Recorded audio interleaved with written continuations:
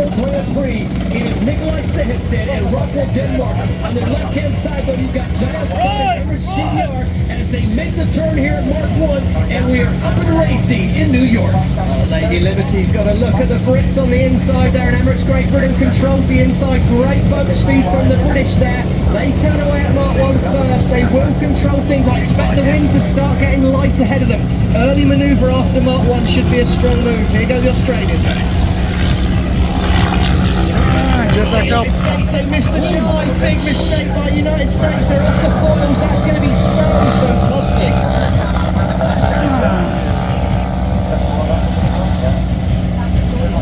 Great start there, Tom, but they just tried to force it through the jibe, forcing it hard.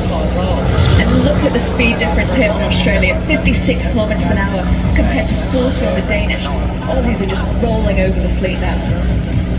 Not quite the speeds we saw Emily in practice yesterday, but that wind has died down. Hopefully it fills in over the next 2 races.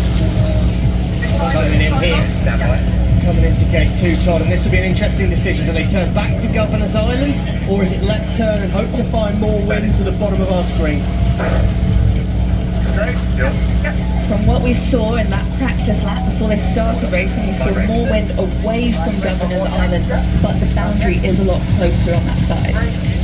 Gate 2, Australia on the inside. They've got the right of way here over Denmark. Denmark need to keep clear at the bottom of the course. Or if he can sail him off here, Denmark, he can stay out that yellow circle. It's going to be so tight. Almost match racing manoeuvre here. Australia should have rights to turn on the inside. Will Rockwell split?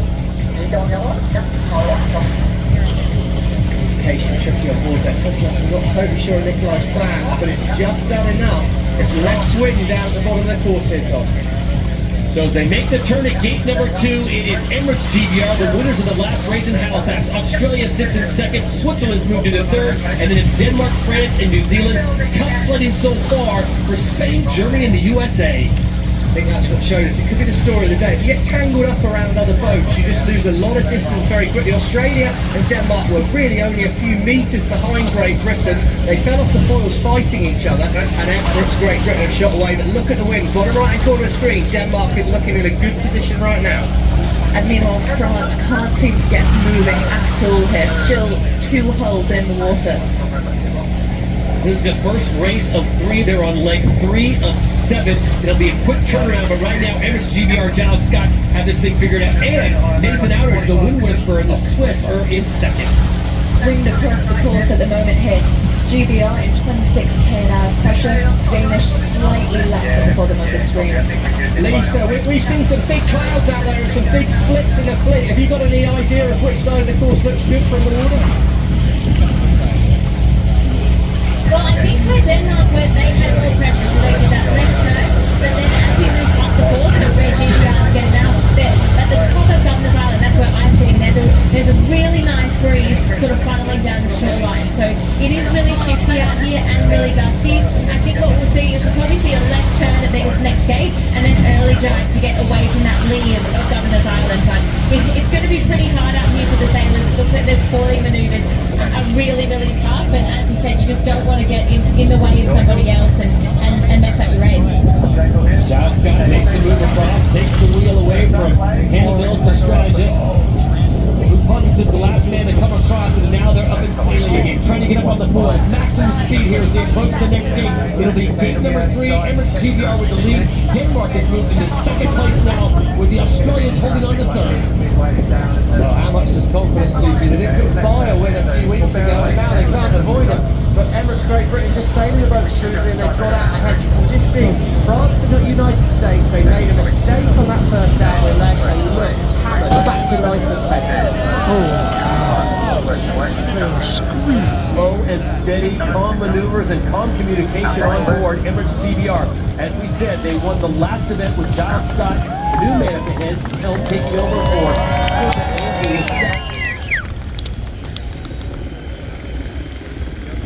a great battle going on here for second, third, and fourth with Denmark, Australia, and Canada.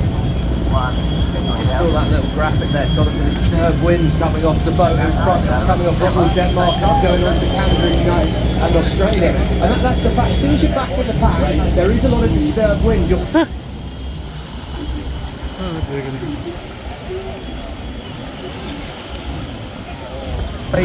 Zealand have been that boat normally. Keep an eye on the Kiwis. They are the current overall leaders in the series after 11 events. And they have always seemed to find a way to get themselves through the fleet. They were back in 8th place, now they moved into 7th, maybe 6th. Well, they got stuck on the Spanish a little bit then, as we see Great Britain firing away out in front. Rotterdam Denmark, how much do Rotterdam Denmark need a win here in New York to give themselves a chance of that?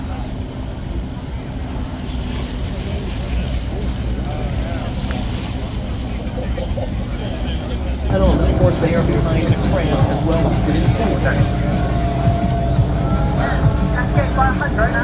Okay, that's interesting from Hannah there. She's saying if you turn left at the bottom here, that's 100 metres less distance that you'll sail. However, does that put you in more wind? Does that put you in better current? Okay, cancelling.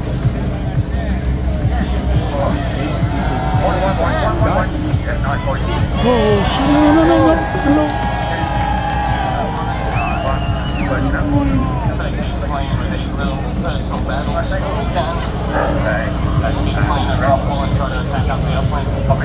Self-coaching, I mean that's perfect, exactly what you said. If you get tangled up with other boats and you compromise your own performance, you're going to be slow. So expect Slingsby to go straight and turn right at the bottom here with Rotterdam Denmark turning left.